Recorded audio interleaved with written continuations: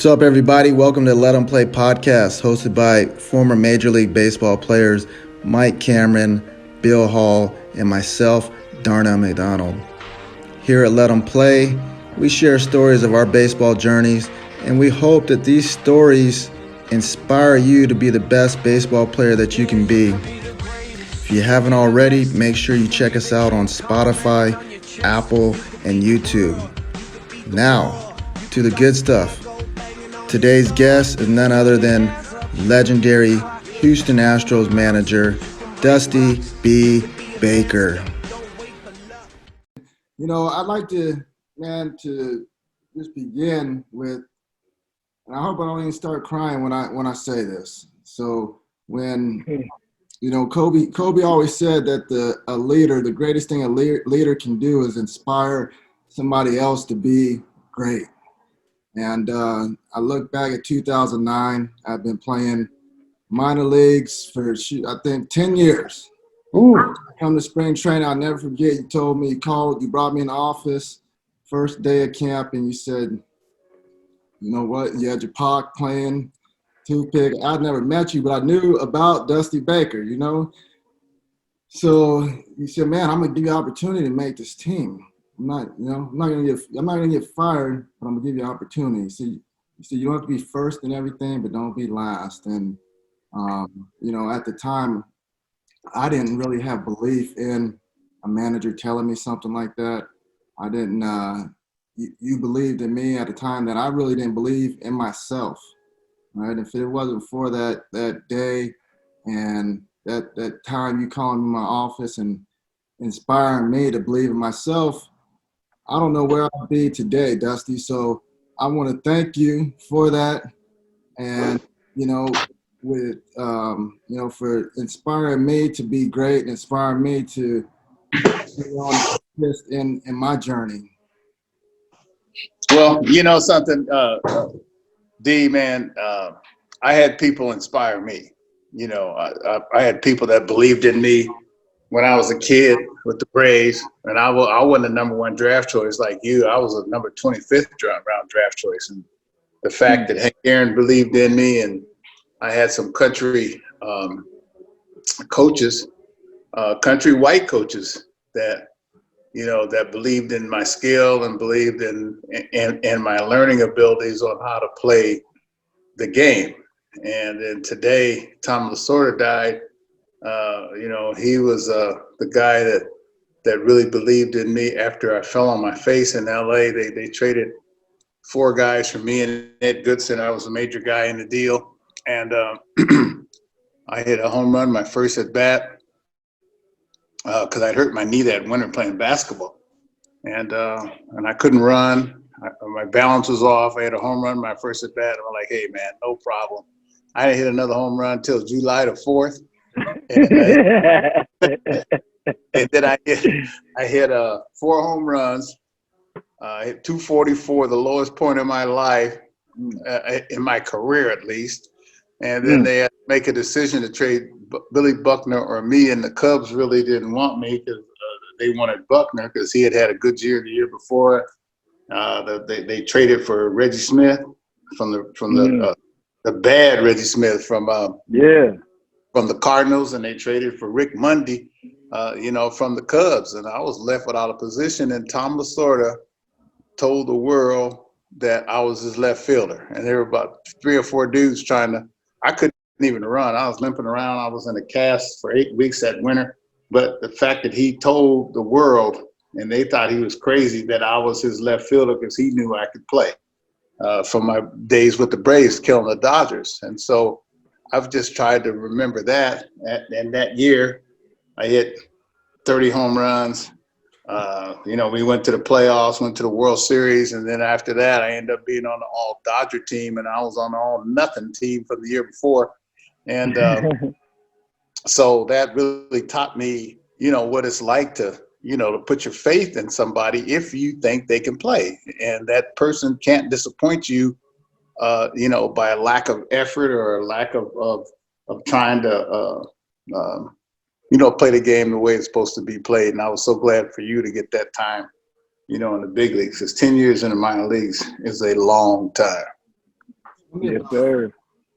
A lot of bus rides, and I could share so many stories that have stuck with me. But putting them in the box, that was another thing that kind of catapulted myself. I remember you called me in the office in Wrigley Field and said, "Man, I talked to Hank." Anytime you say Hank, for me as a player, like the antenna goes up right away. You said Hank with a shooter. Yeah, I'm gonna listen. You know what I'm saying? I know, but some of them will get tired of me talking about Hank, and I'm like, come on, man, this is boy. That's real. That's real history. That's legendary history. Thank you. And I was blessed to be here, Dusty, as I think about it, when you think about those times back then, away from the ballpark, the stuff you had to deal with, and still try to come and do great things on a baseball field. My grandmother, she's still living right now. She's 95 years old.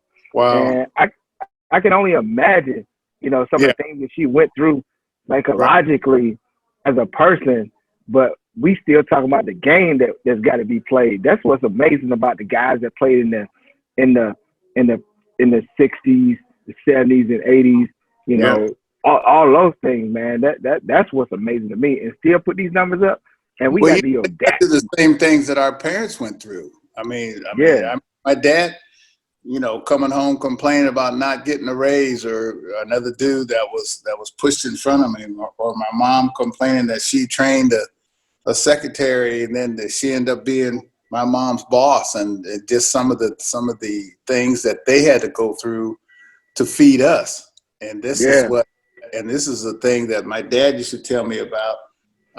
He says every man and woman has, they have an outer dignity and an inner dignity. And the outer dignity is what they will take to have to feed their families, and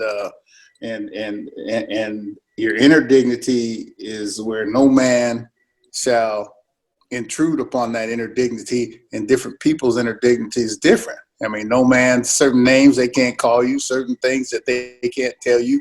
And I remember, my dad, I wanted to caddy at the country club. And, he said, no, he wasn't going to let me caddy, even though it was okay for him to cut lawns and I was with him. It was okay for him to do menial work as his second job. But he wanted better, for his kids. And you look at your grandma. You look at the people in your family. My dad's from Florida, and his family, was from Georgia. And there's certain things that they instilled upon us, that especially as an African American, that you have to be twice as good to accomplish the same thing. And this is kind of what I see being lost now, because there's some black ball players that would say, hey man, I'm as good as that guy, man. How come I'm not playing? And I'm like, no, man, you don't understand. You have to be better than that guy. You got to be twice as good as that guy, because if they have a choice between playing him and playing you and you're equal, you're going to lose. You know what I'm saying? And so these are some of the things that was instilled, in me, and which I try to pass on to you guys. When I was a kid, I'm so lucky. I was in the big leagues at 19 years old, hanging with Hank Aaron, but I took pride in every spring there would be in the Ebony magazine. They had Sepia, they had the Jet, and they would have the amount of black and Latin players on every team in baseball, and invariably the Braves, the Pirates, the Giants. The Indians, they'd always have the most, and you look at the Yankees and Boston, and some of them would always have the least. And so we took pride. It's like, hey man, if you're an African American, you got to hit. You don't have no choice but to hit. And there were things that Hank used to tell us about. Hey, if it's close, don't leave it up to the umpire, because the umpire want to call you out. And so these are just some of the things that Hank and Willie and Cepeda, that I was, and Ralph Gar, my roommate, man, we'd we go to bed that night, wake up the next day, and I said, Gator, that was my roomie. I said, hey, man, how many hits we going to get today for the room? He said, man, we going to get 6. I said, go for that. He goes, Baker, you going to get 4 and I'm going to get 2. I'm like, wait a minute. No, he said, you going to get 2 and he going to get 4. And I'm like, man, that ain't no good deal. And guess what? He usually get 4 and I get 2. Oh, man. Minor leagues, man, you gotta have somebody like these kids now are kind of missing this, by not having many African American kids on the team, because you had to have somebody to keep you motivated, to keep you straight, somebody to keep you going to church, somebody to keep you eating right, and back then the blacks and Latins had to live together. Away, and that's how the Latins got so close because we were always together. And and the only way that you could get a single room was there for be opposite, like a white player could never room with a black player, and if there's an odd number either way, then you got your own room. You know what I mean? Wow. And, so, but I tell you, things have changed. Things have gotten a whole lot better. You better not been caught back in the day, dating a white girl or marrying a white girl. That was like out. I've seen guys get released for that. I said, they've gotten a whole lot better. When I see interracial relationships on TV, it seems like every commercial is interracial. But on the other hand, things have remained the same and worse on another hand, as far as having jobs, as far as the quality of making a living. So I like to see still a whole lot of changes come down the pipe. Definitely. And seeing, with that being said, seeing what the Players Alliance is doing right now, and I was talking to someone yesterday saying, man, that's like the best thing we got going right now in this world, to see the positive stuff that they're doing in the community. And, we talk about change, how do we create this change? There's less than 10% of minority in the game. And when I was growing up, man, I had the guys I looked up to. I saw a lot of people that looked like me play baseball, that made me want to play baseball. And they made it cool. So, it looks like we're heading in that direction. I know there's a lot of things that we can do as far as like getting in front of these young kids. Well, I've been around a while, and I have a son now that's 21 years old, and I'm an old dude that has a young son, so I'm forced to be kind of, with this generation and loving it and keeping me young.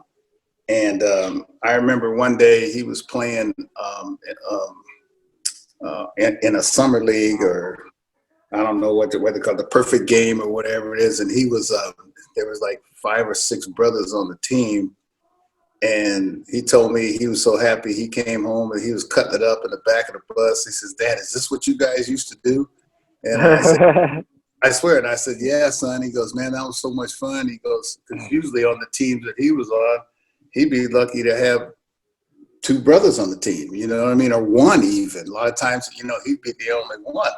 And the difference between what I see now and before is the cost that it takes to play the game, because it's turned into a game of the affluent, like golf used to be, or how like tennis used to be. Now baseball has become, a very affluent game. And secondly, when I was growing up, see, my dad was my little league coach, and a lot of the fathers, were involved. I'd like to get more of the fathers involved with their sons and daughters.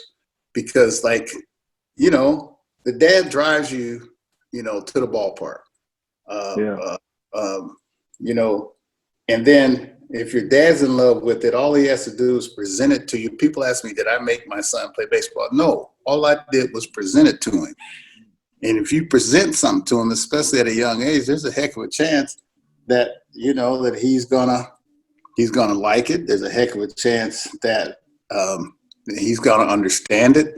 And just because my dad's a plumber, I don't mean I'm gonna know nothing about plumbing, but I'm gonna probably know more about plumbing than you do. You know what I'm saying? Yeah.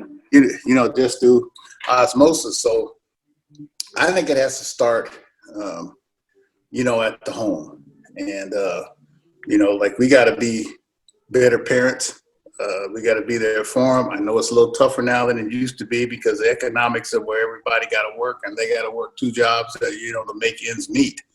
And also at the same time, the community, we got to make it, available for, these young men and women and, get some people out there, that look like you. It's going to take a while because when I was a kid, man, my hero in football was Jim Brown and then Gale Sayers. I was built more like Gale Sayers. And then in basketball, it was Elgin Baylor. And then in track, it was Bob Hayes. And then in baseball, it was Tommy Davis. So I was always trying to be somebody, and they gave me the goal and the dream that, that I could make it. And I remember, I think I was in the 5th or 6th grade, and I did a book report on, what I wanted to be, a professional athlete. And all the kids started laughing because I was a skinny kid. And the teacher told them, stop laughing. And he said, Dusty, that I never forget. She says, you can be anything you want to be if you put your mind to it. And, that's something that stuck with me, as well as my dad cut me from his little league team when I was 8, 9, and 10. What? He cut me when I was 8, 9, and 10 because he said I had a bad attitude. Well, I didn't think it was a bad attitude. I stuck out. I threw my bat up against the backstop, and then he cut me. Then next year, I made air and I stomped on my glove, and next year I quit. So he told me. And see, that's why I like those, people say I'm a player's man. That's why I like, some of the bad attitude guys, because the bad attitude guys are the same way I was. And my dad told me that if you could put that bad attitude into a proper direction, that you could be something one day, because those bad attitude guys are stronger, like mentally, and not necessarily physically, but, there's a certain amount of strength in being stubborn and a little bit defiant, not too defiant, but if you can take that attitude and put it in a proper direction, that if it's in a proper direction, that this kid is gonna fight you tooth and nail and battle you all the way to the end of the game. Yeah. I mean, that is so true. What you're saying that, Dusty, there's so many things in the game today. Obviously, you have seen the progression of it, the different formats and how things have transpired now. I mean, you've coached so many great players, and all of them been in the same room. Like, from your perspective as a leader, like, how do you corral that? How do you corral all these guys? Was it already in you to be a leader like this, or did it grow on you, or just from experience in itself? Well, that's a good question. Number one, I was the oldest of 5. And so, my dad and mom both worked, and I was in charge of the house. And nothing better than not broken when they get home, better not be no holes in the wall. You know what I'm saying? Or else it was my fault. You know what I mean? Whether I did it or not. And I was taught a sense of responsibility at a very young age. And then, heck, I don't know, I was a captain at almost every team I was on. You know what I mean? And I me and the other best athlete, whoever that was, we could never play on the same team. You know how they guys choose. Yeah, and I'd always choose, the kid that nobody wanted. and I kind of felt sorry for him. And I'd get the rebound, and I could make all the points, but I get the rebound and make him shoot till he made one. And, you know, and you know, for him to feel good about himself. And then I went in the Marines at 19. I signed up at Georgia Tech over there for the Marines. I chose the Marines because Vietnam was hot, and I chose the Marines.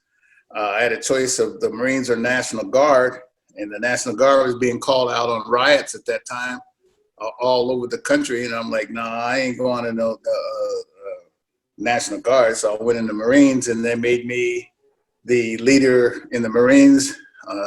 And they, you know, the first day they said they're going to be one guy with dress blues on, and the rest of you guys going to be in green. So, you know, I thought, you might as well just give me the blue right now and then eliminate all this extra time. So, you know, I had blues on.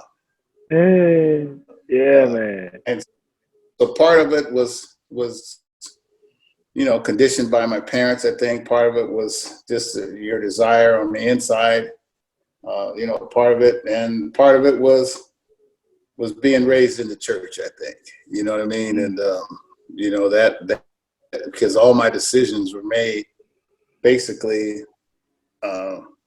in prayer. I didn't even want to play baseball. I wanted to play basketball. And when people realize that there's a lot of athletes, that's why I don't like these kids now playing just one sport, because sometimes your body dictates what you're going to play. And, you know, I know Magic Johnson and Kareem Jabbar, they swear they some hell of a baseball players, but imagine just like Kareem Jabbar. You know what I'm saying? That's hard to corral when you 6'9" and 7 foot, man. And that's what happened. You know, I mean, I signed because my parents got divorced. And so it was kind of, you know, my path. I signed baseball, and my path was kind of, you know, determined for me, and I didn't know what to do, and I prayed on it, and I prayed. I said, Lord, whatever you do, don't let me go to the Atlanta Braves, because I didn't want to go to the South.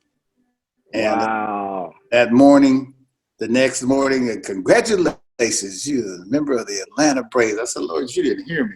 And so this was 1967. And boy, it was a bunch of unrest in our country. Vietnam was hot. Everything was anti this and nonconformity to that. And Lester Maddox was down there, and George Wallace, and, you know, freedom marches. But that was one of the best things that ever happened to me in my entire life, because it taught me how to be a man, taught me how to be a proud black man, which my dad and mom were working on it, but that. And I got to meet the great Hank Aaron, and then hang out with him, and go by Jesse Jackson's house in Chicago, and hang with, you know, Ted Abernathy, and you know, get to meet Jimmy Carter, you know, Maynard Jackson and Andrew Young, you know, because I was with Hank, and so that was probably, like, a lot of times you don't know, you know, what's best for you, but when you look back, that was the best thing that ever happened to me, was going to the South and going to Atlanta, riding on them buses and seeing really what life was really truly about. Wow. So Dusty, we know, you know, you playing at baseball is a game of failure. You've done pretty much everything as a player and as a manager. And almost deep. Yeah, man. And you've overcome a lot of adversity. What's allowed you to overcome this adversity? I mean, even stepping into your current job with the Astros, stepping into adversity there. Well, I'd say prayer, number one,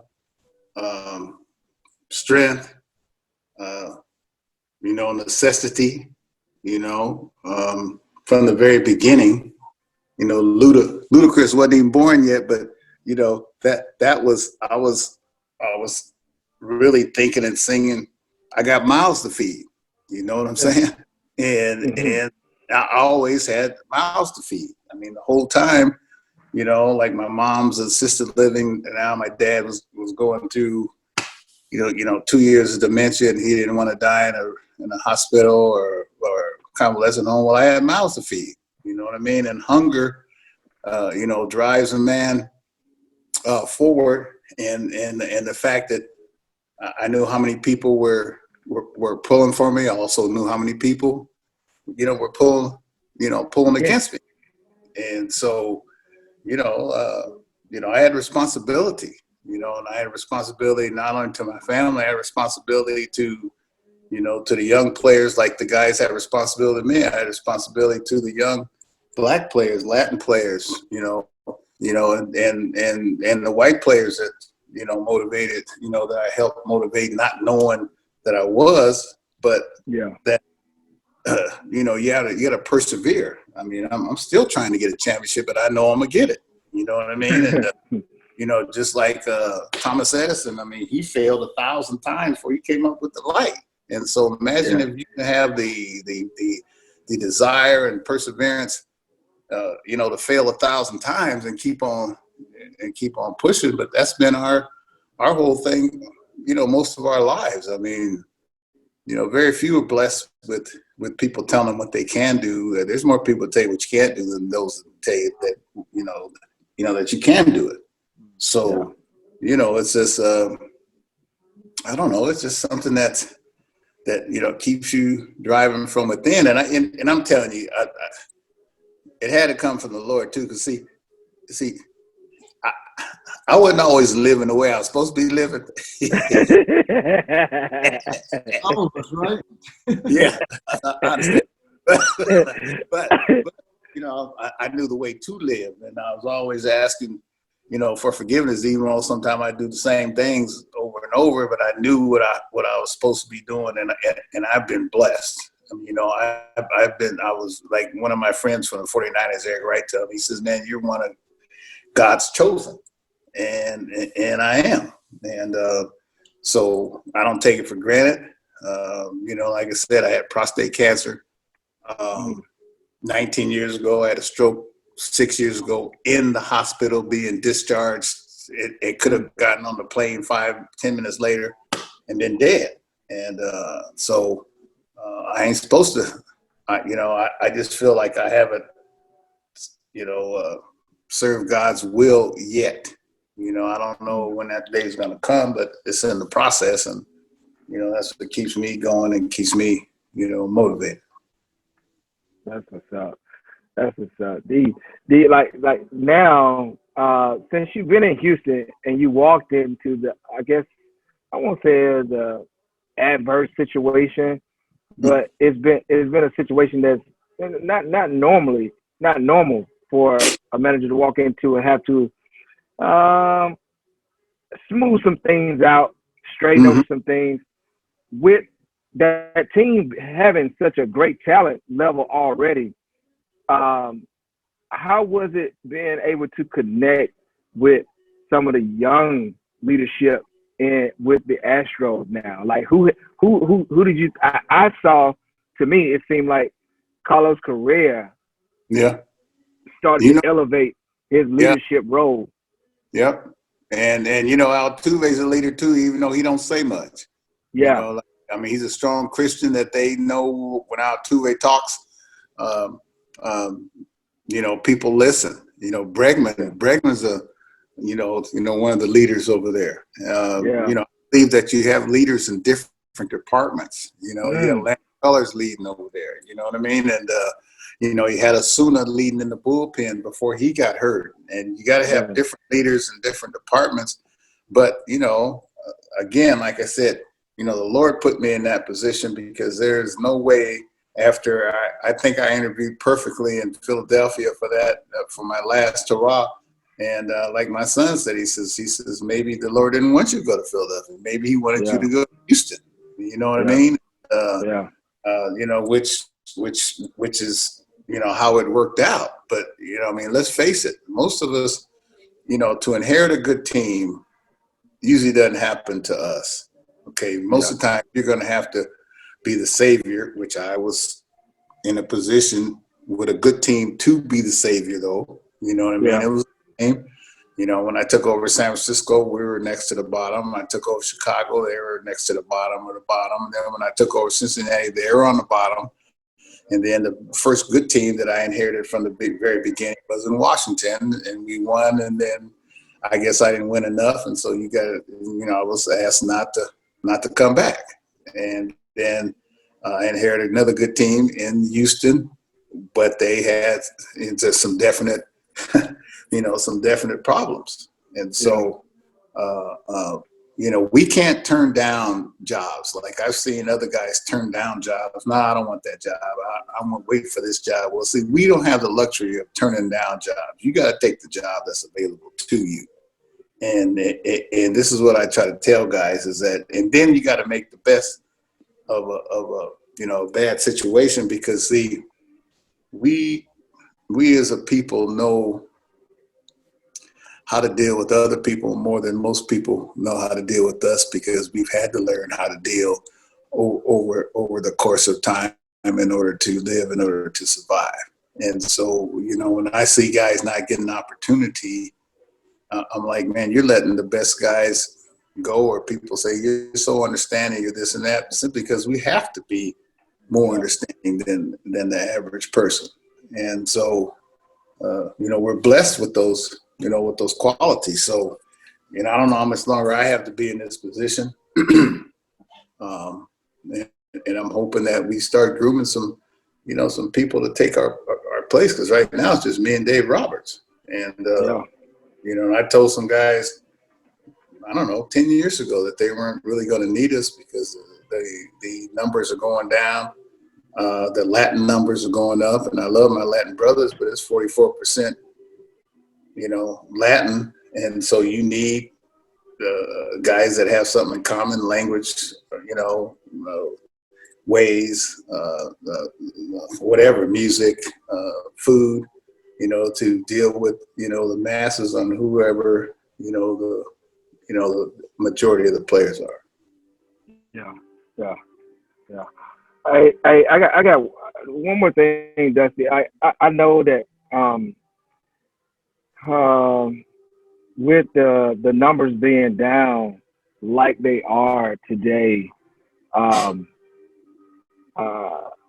the small group of players the small group of guys that are in the game right now, how I know we don't talk about it. We talk about it a lot. We understand where it is. I feel like, in the minor league, there's a lot of masses of young Afro-American ball players.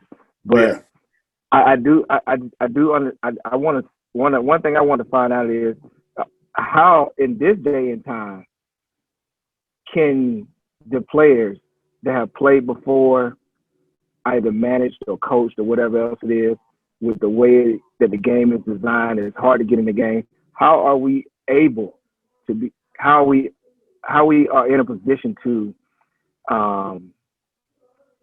groom young managers at this particular point in time now?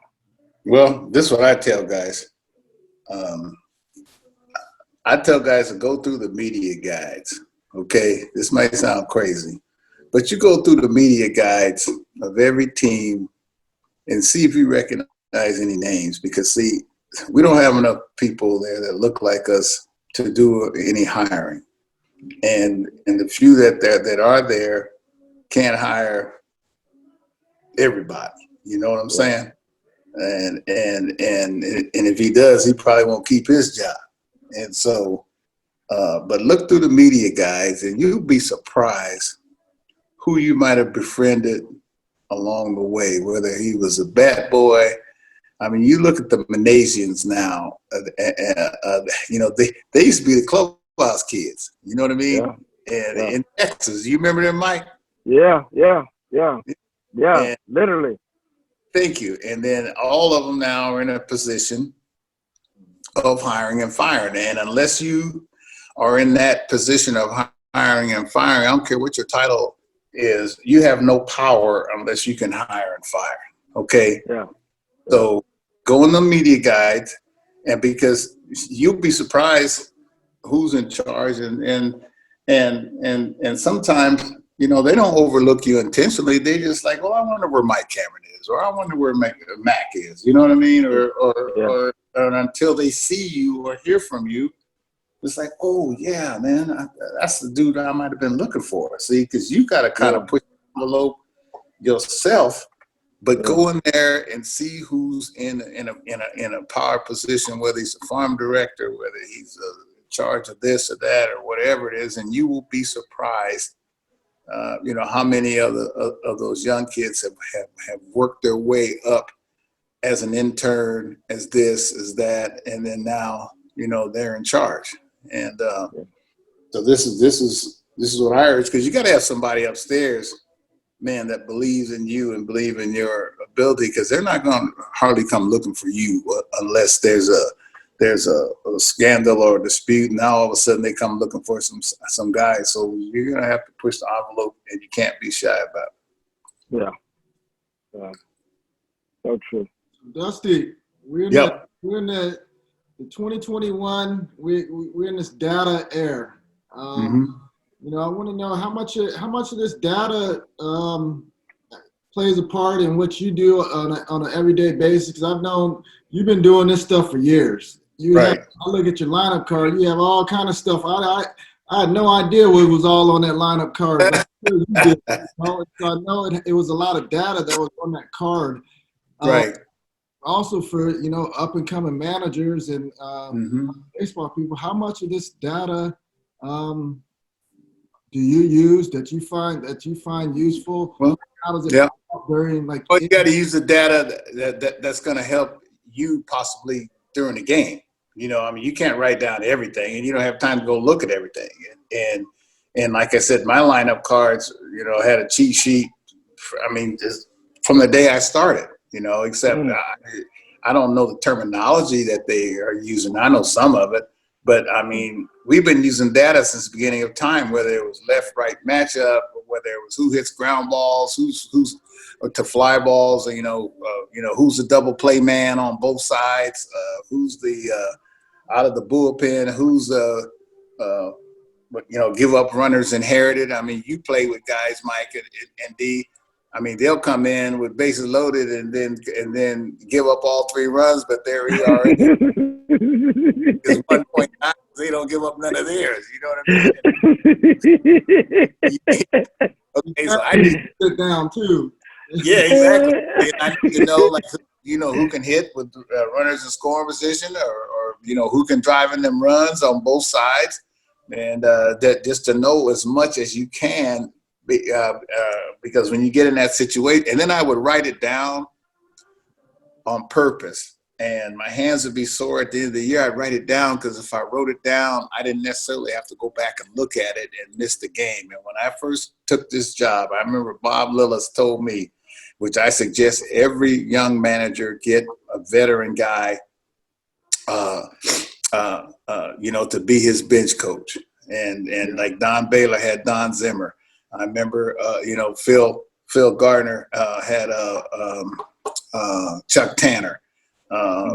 Let me see. Somebody else had. You know, all of us back then had a veteran guy, and Bob Lillis used to tell me, you know, he would never tell me what to do, but he would tell me, like, Dusty, you know, I'd say, "What do you think, Flea?" That was his nickname. He said, "Well, did you ever consider?" And when he would tell me, "Did I ever consider?" I knew I was about to screw up something. So that's all. Yeah, that's all he had to tell me. And so, therefore, I would use the stats, and I'd use a combination of stats, my knowledge, what I had learned, my knowledge, what I know about the people, and you try to put the people in a position to succeed as much as possible. And you're sending a guy up there, you know, that you know don't want to be up there, even though he should be the guy. You know, I mean, you've seen that, you guys. I mean, some guys are scared to death, and they don't want to be up there. And I remember one time I won a game. Well, I didn't win the game. The player won the game. Todd Benzinger. He was 0 for 8. Yeah, he was 0 for 8 off of this guy. and I sent him up there. He was 0 for 8 with 8 fly balls and with a runner on third base. Well, I saw this on the stat sheet, so I said, "Well, I know he can hit a fly ball," and and he won the game, with the fly ball. And they couldn't understand why I sent him up there in the first place because, well, I sent him up there because the stat sheet said this and that. And there are different things, and sometimes you got to go against it. If a guy's hot, if a guy's cold, if the guy plays better on the road, or if the guy looked like he'd been up all night. I mean, you put as much as you can into your memory bank to make your decisions. Wow. There's so many variables that you just said and mentioned that we know happen, and like this is split-second decisions that you're making. Yeah. The balance of that balance comes from, like, how do you find that balance of feel and what the data is telling you? Like, and where do you lean towards? You got to. Well, this. Let me tell you something. Nobody is right 100% of the time. I don't care, because as long as the other guys on the opposition over there have something to say about your decisions. But the way I look at it is, if I can be right 70 to 80% of the time, I am way ahead of the game. Now, if you're down to 50-50, now you might as well flip a coin. You hear what I'm telling you? It seems like they do a lot of that now. So, if somebody tell you, Mike, what was your number? 8? What was your number? 8? Me? I was 44. 44. Okay. Yeah. Somebody tell you, look, man, go to Las Vegas and stay there for 1 week and play 44 on the roulette wheel, and you got a 70% chance of coming out that week ahead. Okay, 70 to 80%. Won't you take that percentage? Yeah. You might lose the first 2 days, but you ain't gonna lose the next 4 or 5. You hear what I'm telling you? So exactly. it's all about a calculated risk that you've put into your brain, and still it's a people's game. The players still have to play. You just try to put them in a position to succeed and hope that they succeed. Yeah, definitely.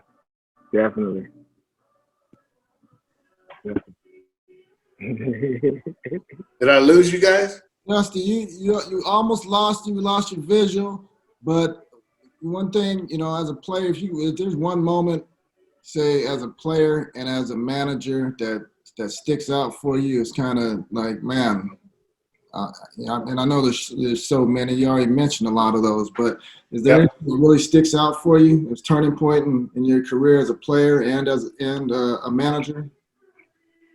Well, my turning point as a player was my second year with the Dodgers, because I had to get down that second year, or else, you don't go to the bench, or if you go to the bench, your next stop is home. You hear what I'm telling you? And so I had to reestablish myself that second year, because see, you're not allowed to have down years. Regardless if you're hurt, regardless if you got divorced, or if your mom and dad broke up, or somebody died in your family. You are not allowed, to have bad years. And I remember one time I was on first base, and I was talking to Pete Rose. I said, Pete, man, how are you doing this? He had a 44-game hit streak. He and his wife broke up. His dad died. Everything was going wrong in his life, and he told me that he said, Dusty, he says, this baseball is a sanctuary away from your problems, because when you leave the ballpark, the same problems are going to be there when you get home. So why take your problems to the ballpark? Now, that's easier said than done, but if you're a pro and a consistent personality, consistent player, that's what you have to do. The the second part probably of my career was of my managing career was my very first year, because I had to establish myself, especially when people were saying that I had no managerial experience other than the fall league. And, but I had 5 years worth of coaching, you know what I'm saying, as a coach. Yeah. And, those are valuable experiences, because those taught me, how to think as a coach, because, there's no man on coaching. When you start, half of it's trial and error. And I was fortunate enough to have some great players to coach: Kevin Mitchell, Will Clark, Matt Williams, Robbie Thompson, Barry Bonds. I mean, I had some bad dudes, man. Make it easy for you. Man, what you say? I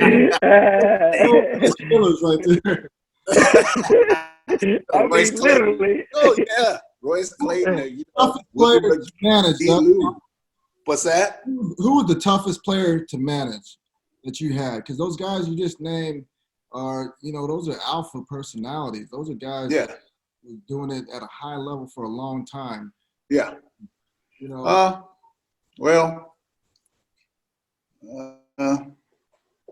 I tell you who was easy, like Moises Alou, like I said, Ellis Burks, Aramis Ramirez, Kenny Lofton.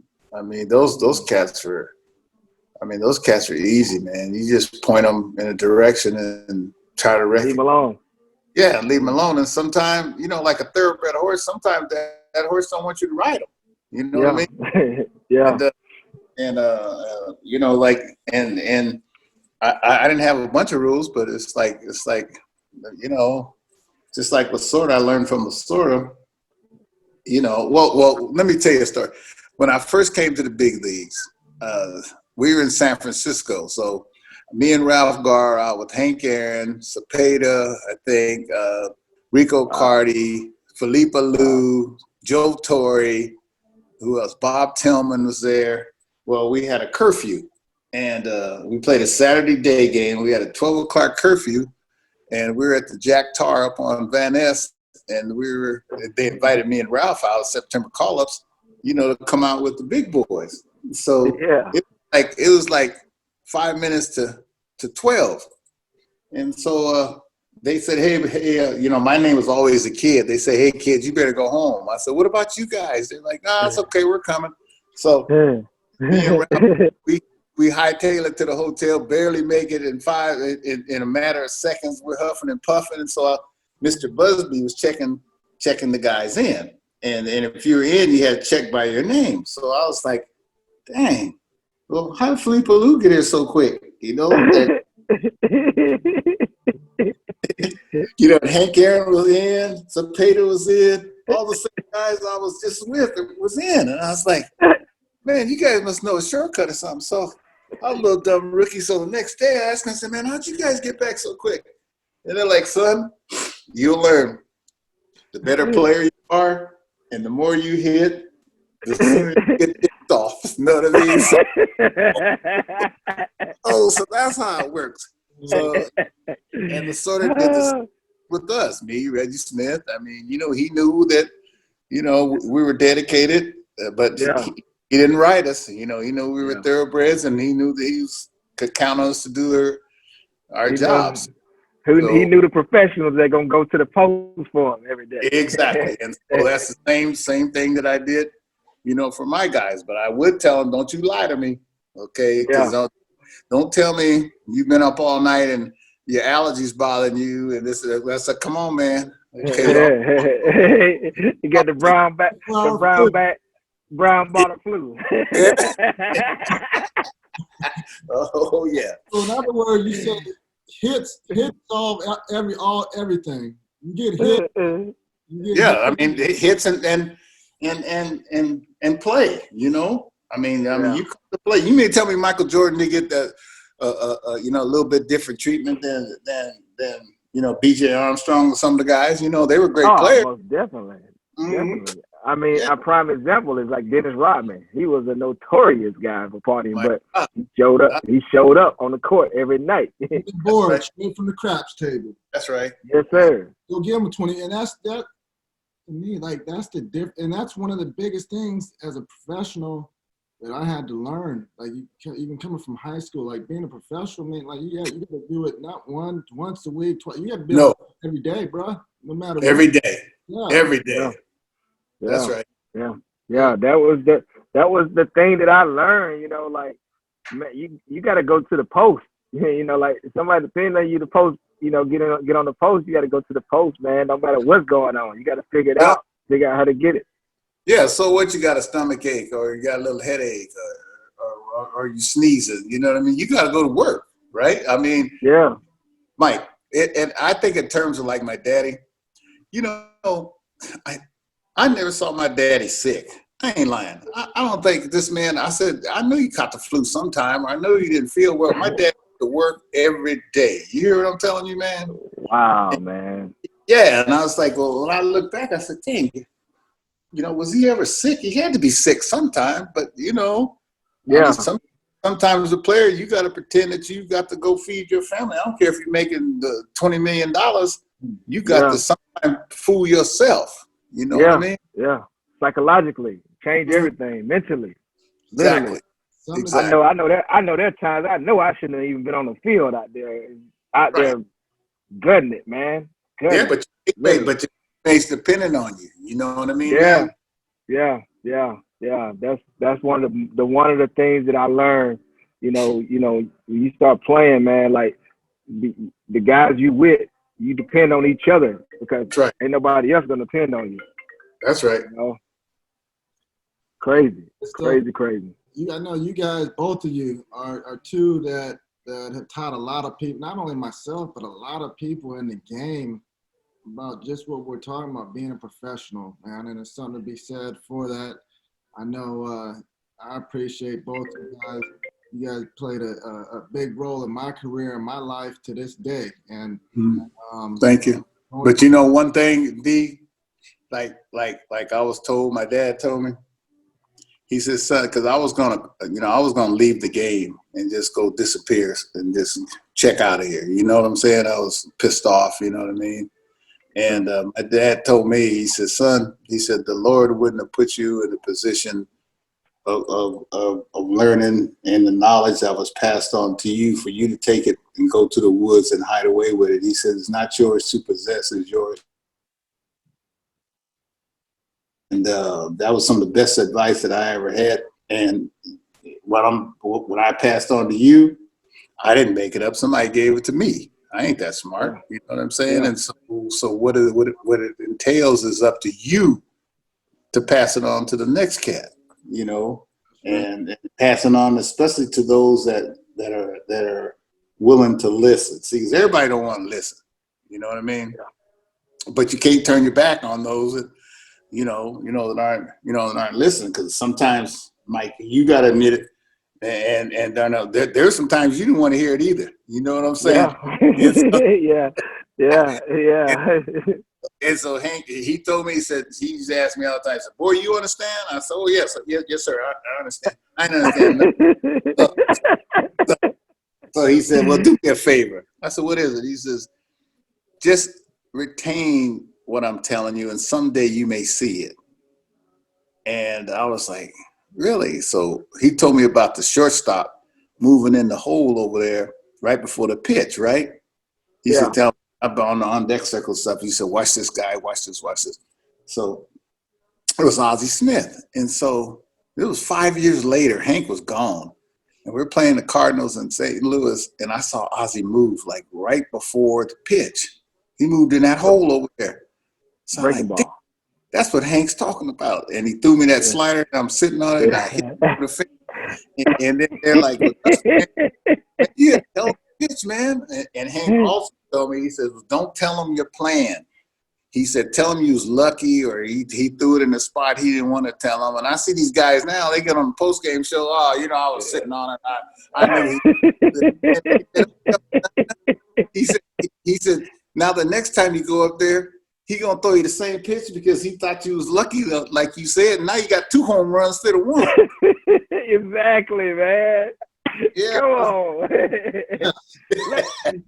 Let them play. Let them play, man. Let them play. Let them play. All right, man. Hey, man, you guys, I love you guys, man. Yeah, Dusty. Dusty. Yeah. Salute, brother. It's been real. Appreciate everything. Appreciate it. Hey, Mike, and good luck to your son, man. I'm following him. Yeah. I'm telling him these same things that you sharing with me right now, and I get a chance to share them with him. And he hard-headed too. Who you telling? Where you think he got that from? His mama? Yeah, you're right. Yeah, because You're right. my son hit with Barry sometime, right? Yeah. And so he come in, he said, Dad, he said, man, you been talking to Barry? I said, no. He said, well, he said the same thing you be saying. I'm like, right on. There's some Dusty vibes. Oh, man. All right, fellas. I can talk to you all day, man. I'll see you later. All day. Happy birthday. All right, happy birthday. Appreciate it. We'll see Thank you. I'll see you guys. We want to thank you for joining us and being a part of our team today. Make sure you check us out next week. Subscribe to Spotify, Apple, and YouTube, and we will make sure to see you next week. Until then, have a great week.